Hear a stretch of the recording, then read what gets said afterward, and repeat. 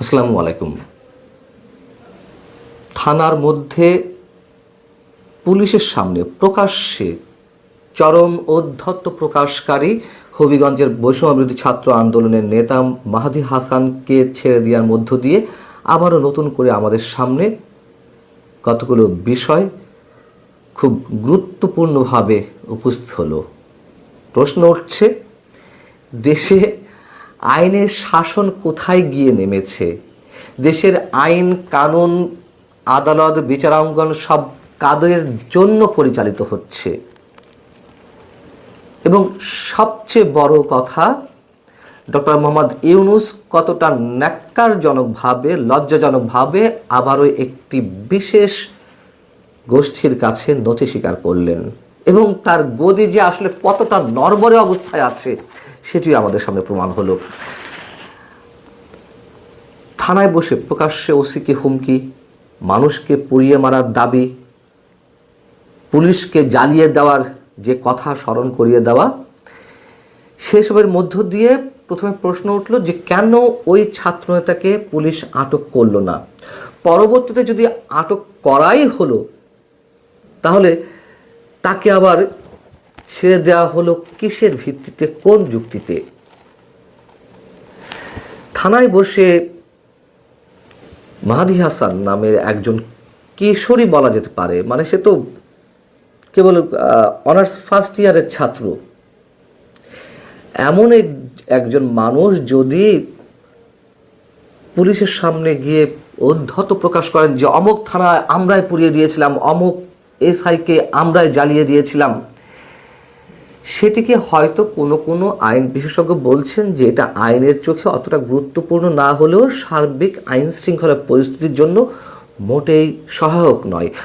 আইন বিশেষজ্ঞদের অনেকে আবার বলছেন যে বৈষম্যবিরোধী আন্দোলনের নেতা মাহাদি হাসান ঘরোয়া কোনো পরিবেশে পুলিশকে পুড়িয়ে মারার কথা মনে করিয়ে দেননি, বরং যে পরিবেশে বলেছেন তা 164 ধারার চেয়ে কোনো অংশে কম নয়।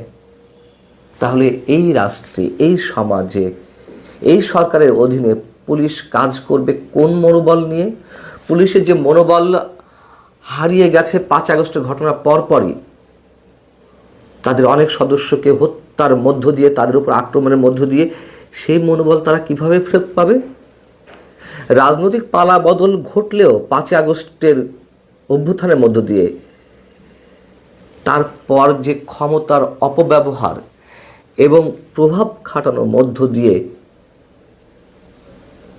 বাংলাদেশে আইনের শাসন থেকে পুরোপুরি হারিয়ে যাবে না বা যায়নি, সেটি আমরা কিভাবে নিশ্চয়তা দিয়ে বলতে পারি? 5 আগস্ট মানুষ যা আশা করেছিল, স্রেফ প্রতারণাই তো করা হয়েছে মানুষের সঙ্গে।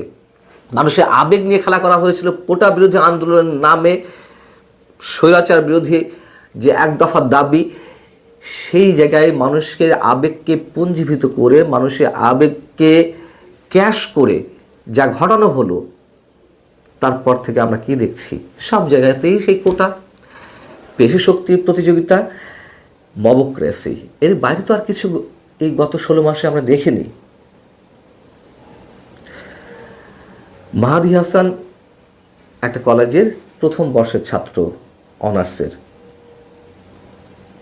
তাকে আটকের মধ্য দিয়ে সরকারের ভিত কেঁপে ওঠে সামান্য কয়েকজন ছাত্র নেতা বা বৈষম্যবিরোধী ছাত্র আন্দোলনের সঙ্গে জড়িত তাদের হুঙ্কার হুঁশিয়ারিতে। রাতেই জামিনের জন্য তার আদালত বসানোর চিন্তা ভাবনা করতে হয় সরকারকে। থানায় বসে জ্বালিয়ে দেওয়া অথবা পুলিশ হত্যা করার পরোক্ষ হুমকি দেওয়ার পরেও কয়েক ঘন্টার মধ্যে মাহাদি হাসানরা মুক্তি পেয়ে যায়। অথচ আনিস আলমগীরের মতন একজন সিনিয়র সাংবাদিককে কোনো সুনির্দিষ্ট অভিযোগ ছাড়াই মন গড়া ধারা দিয়ে সন্ত্রাস বিরোধী আইনে তাকে মাসের পর মাস আটক থাকতে হচ্ছে, দিনের পর দিন। মঞ্চ একত্র অনুষ্ঠানে, যেখানে আমি নিজে উপস্থিত ছিলাম, আমাদের উপরে মব করা হলো। সেই মব সৃষ্টিকারীদের আটক না করে পুলিশ আটক করলো আমাদেরকে, মুক্তিযোদ্ধাদেরকে, সাবেক সচিবদের অনেককে, সাবেক মন্ত্রীদেরকে। অধ্যাপকদেরকে। কি অদ্ভুত ডক্টর ইউনূসের এই সরকার ব্যবস্থা, রাষ্ট্র ব্যবস্থা। বৈষম্যবিরোধী ছাত্র আন্দোলন মাহাদী হাসানকে আটকের পরপরই 3টি দাবি তুলে ধরেছে।